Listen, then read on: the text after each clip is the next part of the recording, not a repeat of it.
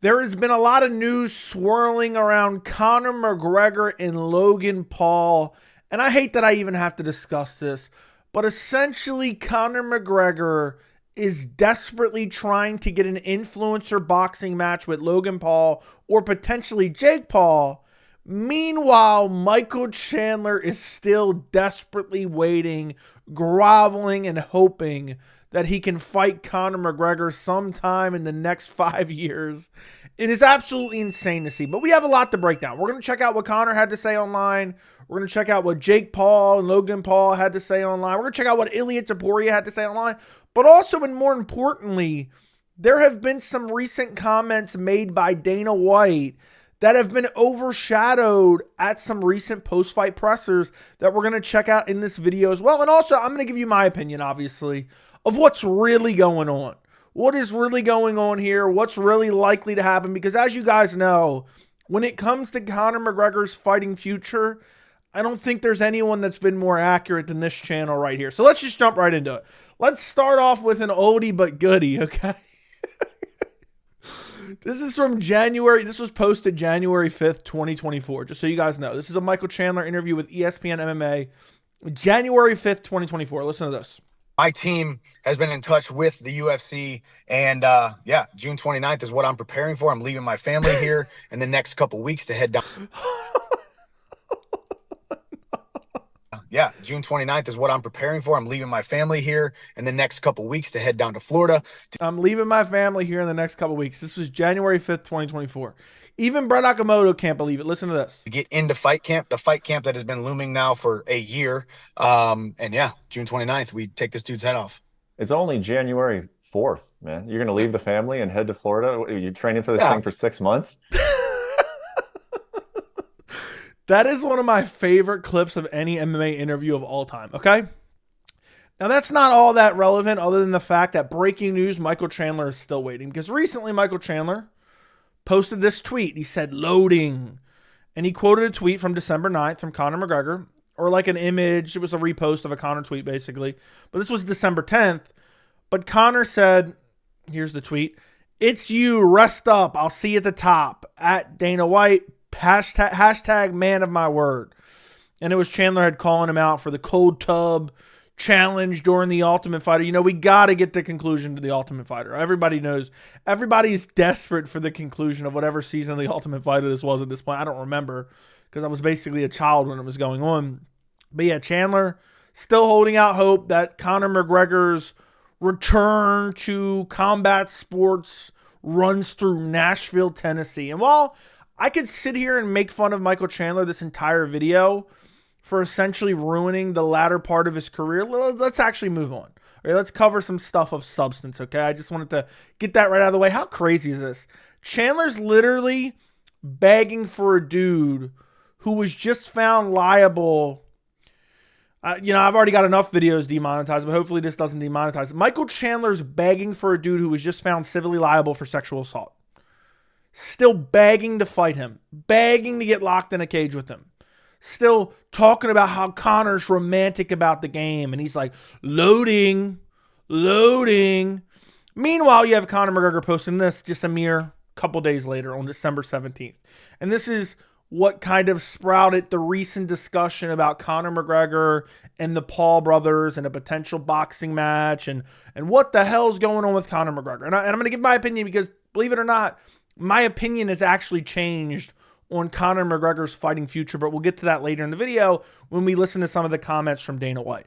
Conor McGregor posted on December 17th, the rumors of a bout with Topuria are false, which he's talking about Ilia Topuria.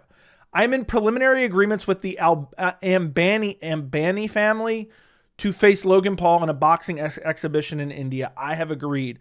I will then seek my return to the octagon. Listen, this is unconfirmed. We have unconfirmed reports that when Michael Chandler saw this tweet, he audibly gasped. He said, when he read that. Because Conor McGregor here is saying that he's in preliminary discussions to box Logan Paul, and the Ambani family or Ambani family, or however you pronounce it, I don't remember the exact pronunciation of it, I don't really care, is some ultra-wealthy family in India. Obviously, as you know, basically sports are for sale nowadays, especially combat sports, whether it be Saudi Arabia, this, that. And essentially, India wants its own freak show boxing event. And so Conor McGregor is saying he's in preliminary discussions to box Logan Paul. Then he'll finally return to the UFC. Then he'll finally return. Anyway, Ilia Topuria responds because, first off, let me get my take on this. The rumors of a bout with Topuria are false. There were no rumors. I think Conor just made that up. Conor is becoming more and more irrelevant by the day in combat sports, and he still desperately tries to take some of the attention off of other fighters. He knows that Ilia Topuria is a rising name in the sport right now, and he's kind of talked about him back and forth a little bit, essentially to get some of that rub because Topuria is actually fighting and being relevant. And so he just made this up. Nobody's even talking about that. Nobody even wants to see that. You know what Ilia Topuria would do to Conor McGregor? He would absolutely murder him. But that's besides the point. Ilia Topuria responded and said, the rumors about a bout with McChicken are false. I don't fight, nor am I interested in fighting with a rapist. Okay? I'm not getting another video demonetized. I got like 8 videos demonetized this month. Okay? Topuria's he's not interested in this, okay? He's not interested in fighting with this level of human being. And if you care to see any of my coverage on this, I have a bunch of videos that I've made covering this topic and the MMA community's reaction to it. And we're going to get into it a little bit towards the end of this video. But yeah, the Topuria fight was never going to happen. It makes absolutely no sense. Conor's on his way out. Conor hasn't won a meaningful fight in over 8 years at this point against, since he beat Eddie Alvarez. There's no reason the UFC would put their budding star in Ilia Topuria against drug addict, cokehead, unreliable Conor McGregor. That's just a fact. So this is totally, the Topuria aspect of this is just totally made up for attention. Jake Paul now tweets out, now it all makes sense why Conor McGregor and his management team have been desperately trying to get MVP to negotiate for a fight between us. As we told them privately, and I am now saying it publicly, the only way we are willing to explore me versus Conor in a pro boxing / MMA fight is if Dana White / the UFC are at the table directly or make it clear they are okay with discussions. Conor is washed, needs the pause, Logan by however he wants. Now, this may, I feel like not that many people have accurately deciphered this tweet, because what I take out of this is Conor is an egomaniac, first off, and he is the type to try to make backroom deals with Saudi Arabia or with the Paul brothers or whoever else it may be, try to make these backroom deals without the UFC's involvement. And for all intensive purposes, Conor McGregor has 2 fights left on his deal. We do not know for sure if he has a sunset clause. If he does have a sunset clause, it would be coming up in late 2025, early 2026. I would love to see a media member ask Dana White about a potential sunset clause, which would mean Conor would essentially be an unrestricted free agent 5 years after he signed the contract. We don't know exactly when he signed his most recent deal. But that's besides the point. Until Conor McGregor is free and clear of the UFC, Dana White and the UFC essentially owns Conor. So what Jake Paul is now outing here is that Conor McGregor and his management team have been desperately trying to get MVP to negotiate for a fight between us. Conor McGregor has been trying to fight Jake Paul. And then he says, as we've been told them privately, and now I'm saying it publicly, the only way we're willing to explore me versus Conor in a pro boxing MMA fight is if Dana White and the UFC are at the table directly or make it clear they are okay with discussions. Because if Jake Paul or the Paul brothers or whoever else tries to negotiate a deal with Conor McGregor without the UFC say-so or involvement, they're looking at a lawsuit. Okay, because Conor, again, does not have the rights to go negotiate any type of combat sports event while he is currently under contract with the UFC. So what you have here is Conor trying to potentially get the Jake Paul fight. Obviously, that's not going to happen. And now it seems as if he's trying to get the Logan Paul fight. So that's the way I took this, okay? UFC, Dana White is not currently involved in this. Conor was trying to make some backroom deal with Jake Paul to box Jake Paul after he's probably seen the numbers with the Mike Tyson fight. And also Conor's desperate to fight someone he can actually defeat. He's looking at the current rankings. He's looking at his cohort, and he's like, I don't see anyone I could beat. Let me get into this influencer boxing. Maybe I can actually win a match here. And he's been open. I showed a clip in the past when he was in Saudi Arabia talking about how he wanted a tune-up fight. I think that's what he's trying to do here. He wasn't able to get it with Jake. Jake kind of shut it down. But guess what? Logan Paul, the brother of Jake Paul, is under contract with WWE. WWE's parent company is TKO. TKO is the parent company of not only WWE, but also the UFC, which makes things a whole lot easier because at the end of the day, if Conor boxes, whether it be Logan Paul or Jake Paul, it looks like Logan Paul, it's going to be easier to do business overall if both guys are at least under contract with the same parent company. So now you have the potential of Logan Paul versus Conor McGregor in boxing. I can't believe I'm even talking about this. I'm so embarrassed that this is what the MMA world has become. I have no, just to get it right out of the way, I have no desire to see this. I don't care about it in the least bit, but I know people care about what is actually going on. But essentially, because Logan Paul's under contract with the WWE, because Conor's under contract with the UFC, it makes things a whole lot simpler if, in fact, they're both under contract with the current parent company. So essentially, instead of having to strike all these different deals, at least it's one parent company. And then, you have that rich family in India that's going to be paying them to put on the event. The UFC will get a cut. The WWE will get a cut. Logan Paul will get his cut. Conor McGregor will get his cut. And, I guess the Indian family will get their cut because they're putting on the event. I guess they'll take some of the profit of the pay-per-view sales. But everyone has to be on board. Whether instead, if you have individual entities trying to negotiate with each other, it's a lot more difficult to come to terms. And it's just a lot of people, it's more likely not to happen. Where in this case, Logan, again, under contract, it's more likely to happen because it's under the same parent company. But Jake Paul's not going to negotiate because he doesn't want to get sued by the UFC because Dana White and the UFC does not like Jake Paul. They're going to end up suing him if they try to negotiate some backroom deal. But Conor McGregor's an egomaniac, thinks he owns the UFC when the UFC really owns him.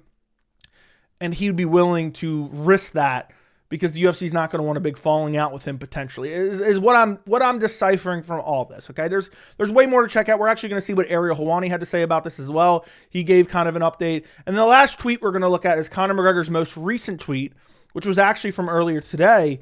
TKO Group, UFC versus WWE. There's levels to this. A big sloppy novice is going to find out. TKO King title. Hashtag biggest generator. Hashtag king of numbers. Hashtag streams. Hashtag pay-per-view. I hold every record and I am coming back to KO this novice and rack in more numbers for the company. Hashtag stock market India. Hashtag my highest pay packet yet. Hashtag thanks for the cheese.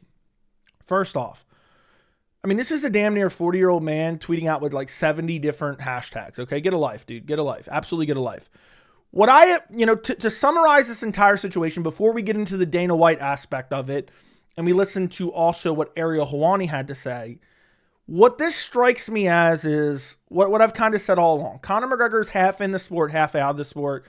And honestly, he's more of like 80% out of the sport, 20% in the sport. He wants the attention that comes with the sport, but he doesn't want to have to train every day. He doesn't want to have a hard training camp and then go fight an elite level fighter. And the UFC doesn't want to give him layup after layup because Conor McGregor has made his intentions very clear that he plans on leaving the UFC. He has 2 fights left on his deal. He said that in about 85 different interviews. I've covered it extensively. He's made it very clear that he plans on leaving the UFC at the end of those 2-fight deal. At the end of that 2-fight deal that he has left. Now, whether that actually happens, that remains to be seen. But what I take this as is Conor McGregor's been inactive since summer of 2021. So we're coming up on 4 years of inactivity. He was already a scrub before then. He got finished by Dustin Poirier. The fight before that via TKO got knocked out. It really was a knockout. Then he breaks his leg against Dustin in the trilogy. And now he's sat out for years after he was already on the decline. Now he's supposed to come back from a horrible, catastrophic injury.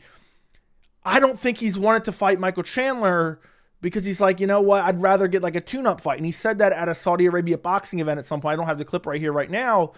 And I think that's what Conor's trying to do here. Conor is desperately trying to get an influencer boxing match because he doesn't have to take it as seriously. He doesn't have to train as much. It doesn't have to be an MMA fight where he has to worry about kicking and grappling and this and that. And it still gets him a big paycheck. And also on top of that, whether you like it or not, the Paul brothers are relevant in combat sports, which I absolutely hate. And I think it's a referendum on the intelligence of the MMA community. But Ariel, Helwani, and others push this on the community, and the community eats it up at some points. But Conor is looking for a layup in his return where he doesn't have to kick. So I really do believe, like if you go back to the Jake Paul, tweet, Conor's wash needs the Pauls, Logan by however he wants. So I really do think Conor wants that fight as a way to stay relevant in a winnable fight that he doesn't have to put the long hours in for a training camp. I mean, look at the, Michael Chandler fight that was announced for UFC 303, even though Dana White said he never even believed it was going to happen at 303. Conor pulls out with a broken baby toe, but then is climbing a mountain the next day. Conor clearly does not have his head all the way in the sport. He's out getting drunk constantly. He's out doing coke constantly. He's out cheating on his wife constantly, sometimes consensually, sometimes not consensually. But another aspect of this that I don't think a lot of people realize or even thinking of, maybe they are, I haven't really seen a whole lot of people talking about it, is I believe, and I talked about this recently, I went on Kevin Ioli's channel, I did a stream with him and John Morgan, and we talked about, will Conor McGregor return in 2025?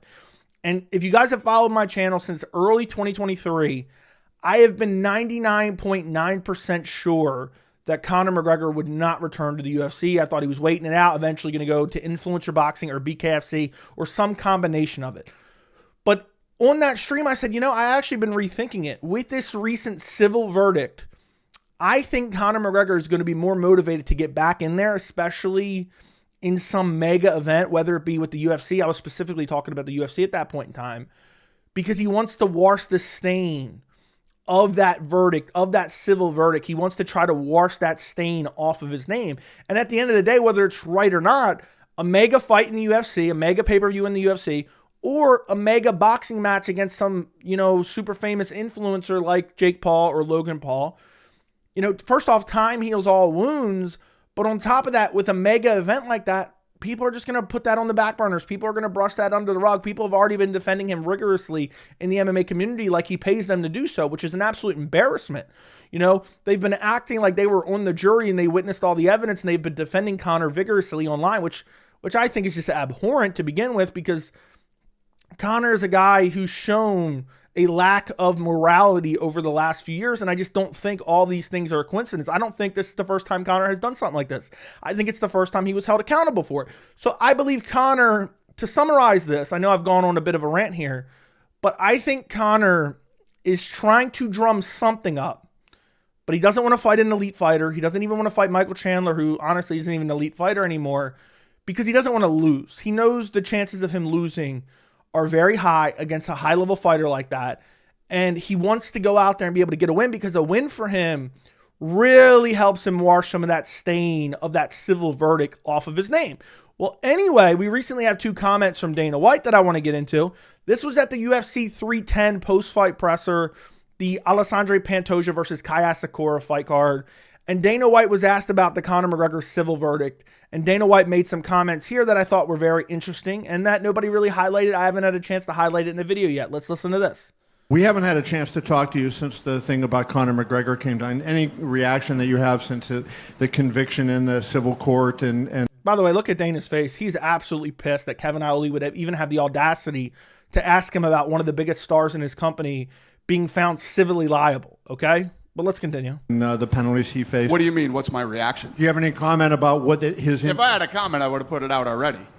What about his status with the... So Dana has no comment on one of the biggest stars in his company being found civilly liable of something completely abhorrent. No comment from Dana White. UFC, is there any... He hasn't been fighting here in I don't know how long.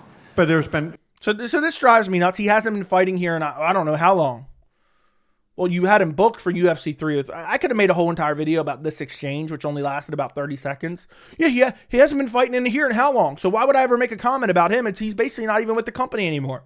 But then Kevin Ioli luckily pushes back, and Dana literally says something completely, to a counterpoint of what he just said. But let's continue. You announced him at 303. There's been talk he's going to fight. Right. I mean, does that impact him in any way, or? Well, if he does fight, it'll be sometime next year.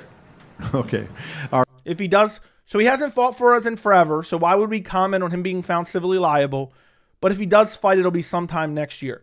Also, Dana has recently said if he does fight, it'll be at the end of 2025. There's no way they're going to book Conor McGregor to fight anytime soon, especially with this recent civil case, because the longer, the more time goes by, the more people are going to forget about it, the more it's going to get swept under the rug. So Dana has no intentions on booking Conor McGregor until the end of 2025. I wish I had that clip for you right now where he specifically says the end of 2025, but it's not happening anytime soon. Conor has been very adamant. He wants his date. Give me my date. Give me my date. Give me my date. Even though he doesn't seem to actually want the date. So that means there could be room. The reason I think this is pertinent is because there could be room for the UFC to say, you know what? As long as we get a big cut of it, it'll generate revenue for us.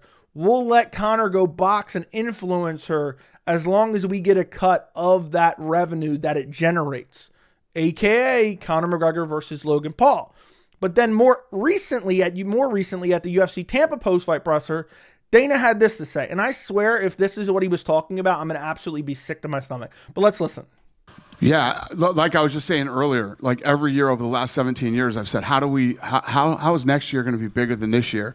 And some of the stuff that we're already working on is, like I was just telling this gentleman in Brazil, and on multiple levels, not just, UFC. We got power slap meetings going on down there. SLS, which I own a piece of, did an event down there today. I swear Dana owns a piece of everything. Everything that he hypes up, even though he's sometimes pretending like he's not even attached to financially. I swear he's attached to it financially. And UFC stuff that is being worked on right now in Brazil. We're talking about, Spain and all these other places. Not to mention Seattle and Chicago and these other places that we haven't been in a long time. And wait for this. This is the part that really is important here. So I anticipate a lot of big fights. I got something in the works right now. I'll drive you fuckers crazy. All you guys will be running around. I got something in the works that you will never fucking see coming for 2025. That literally started to come together last night. And we got some fun stuff coming up. Is it coincidence that Dana said that and then literally a couple days later, Conor posts this? I got something for 2025 that none of you guys will see coming. I don't think anybody ever thought Conor McGregor versus Logan Paul in 2025. But I hope that's not what he's discussing. But what could he possibly be discussing here? I don't know. There's rumors of Khamzat Chimaev, Alex Pereira. I find that hard to believe. Could they do Aspinall versus Pereira, winner fights Jones because Jones wants to take some time off? Maybe that could be the case. I don't know. I don't trust Dana. When he hypes something up, I immediately think it's going to be something minuscule. So I don't know. But I do think that's very interesting that a couple days after Dana says that, literally 48 hours later, Conor McGregor comes out with that tweet. Now, Ariel Helwani has done a couple different updates, but I'm just going to show you a little bit of what he said about the potential of Conor McGregor versus Logan Paul. Because obviously he has a bunch of different sources. He can put out a bunch of different feelers. And we can kind of hear from him a little bit about, is this a real thing or not? And listen to Ariel here. We're going to listen to about 30, 45 seconds of what Ariel had to say. And so what I'm hearing is what he is saying, there's validity there from his perspective. Then I start to dig in, and what I'm hearing is there's validity to what Conor is saying as well. Does it actually happen in 2025? Who knows? Can it happen? We'll find out. Is there truth to this? Yes, this is a real thing. Now, when I say this is a real thing, let's be very clear. I'm not saying this is a real thing. It's a done deal. I'm saying he's just not, this isn't him trolling or pulling this out of his back pocket. It's a real thing that is being discussed. Now, so what Ariel's saying here, and I know some of you guys understand, but I really need to break this down. Conor tweets a lot of horse shit on a regular basis to get attention. What Ariel is saying here is this is a real thing being discussed. Conor McGregor versus Logan Paul in a boxing exhibition matchup. And the fact that Ariel is hearing that there's actually being discussions about it is absolutely insane. But if you really think about it, it kind of makes sense. And there's another aspect I've yet to hear anyone mention. Think about this. Logan Paul, again, is under the WWE banner. Conor's under the UFC banner. They're both under the TKO banner. So that makes sense business-wise. They can come to terms much easier. But also, you look at the numbers, something like Jake Paul and Mike Tyson did, and you think about what could the numbers do for Conor McGregor versus Logan Paul. And the UFC is looking at a new streaming rights deal in the future. They're negotiating, and I think the negotiations can start, I believe, at the end of January. I might be off, but the first quarter of 2025, the UFC is free to discuss streaming rights deals with other entities, whether it be Netflix or HBO or Amazon. You're telling me Dana White and his boys aren't doing some backroom deals? Like, listen, we're going to toss you a bone here. We're gonna let Conor, we're gonna get a cut of it, but we're gonna let Conor go fight Logan Paul on Netflix in India. And, we want a kickback when we sign our new streaming deal in 2025 with Netflix or Amazon or whatever it may end up being. I'm just throwing out hypotheticals there. But the fact that Ariel is even saying there's real discussions going on of this tells me that it has some likelihood to end up happening. And the reason I say that is, and we'll kind of end on this, and there's no more clips we really need to look at. Right now, I'm not ready to die on a certain hill and say this is definitely going to happen. I'll put it this way. In 2025, I think Conor McGregor is more likely to box Logan Paul than he is to fight Michael Chandler or any other UFC fighter. Because if they can make it a win-win for everyone, Logan Paul gets paid, Conor McGregor gets paid, Conor McGregor potentially gets a win, Conor McGregor potentially washes some of the stain of that civil case off of his name, and the UFC gets a massive cut, the WWE gets a decent cut, Dana White's happy. They still have Conor under his 2-fight deal. Conor McGregor gets a little bit of a tune-up fight. And even let's say he goes out there and just destroys a Paul brother. Maybe it could end up being Jake Paul. I doubt that's going to happen. But let's say it ends up being a Jake Paul. He goes out there, destroys him. Even though he shouldn't, he comes back to the UFC with more hype than he has right now. And that makes a fight at the end of 2025, early 2026. It makes it bigger for the UFC, and the UFC, unless there's a ticking time bomb and there is a sunset clause that's going to run out and the UFC really wants to get these 2 fights in. If you had to ask me to nail down a prediction right now, Conor McGregor does participate in some type of influencer boxing match in 2025. I don't think anything's set in stone right now. I still think it's a super fluid situation. But right now, trying to think of the most logical scenario and likely scenario, I think Michael Chandler could be sitting on the sidelines crying, wishing Conor McGregor would get his candy ass back in the octagon and the road runs through Nashville, Tennessee.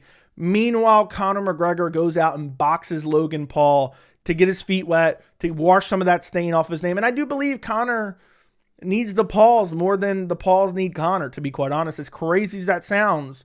Because if Conor goes out there against anybody in the top 15, who's he beating at lightweight? Who's he beating at welterweight? I don't see him beating anybody, including Michael Chandler, especially Michael Chandler's going to cheat up a storm the entire time. So I think Conor, especially getting towards 40, coming back from a catastrophic injury, inactivity, out drinking, doing coke 24/7, not taking the fight game seriously, I think he'd much rather get into an influencer boxing match. And then I eventually think he could come back to the UFC. He may end up, who knows? Conor and, this entity may be able to, pay off such a lump sum and the UFC just washes their hands of Conor. Like, let's say this matchup's going to make so much money, the UFC is going to get such a big cut that the UFC's like, you know what, let's just cut ties with Conor. His sunset clause is coming up. The amount of money we got for this boxing match can supplement the 2 fights on his deal depending on how much money it would generate. And let's just wash our hands with him, because at the end of the day, he's only going to be around for maximum 2 more fights. He's older. He's coming back from a catastrophic injury. He's got the civil verdict that just recently came out, and he's more trouble than he's worth. He's going to get in more trouble. There's no doubt about that. He's a guy who's out running around constantly, at bars, getting drunk, making bad decisions. Let's get our cut from this influencer boxing match, from this super rich, ultra wealthy Indian family, and let's wash our hands with Conor McGregor. So to answer the question, if I had to nail down a prediction right now, I think Conor McGregor versus Logan Paul has a more than likely, to take some verbiage from a civil trial. A civil trial is not beyond a reasonable doubt. It's more likely than to not happen, okay? I believe Conor McGregor versus Logan Paul is more likely than not likely heading into 2025. Let me know what you guys think down in the comments. Don't forget to subscribe to the channel. Don't forget to like the video, and thank you so much for watching.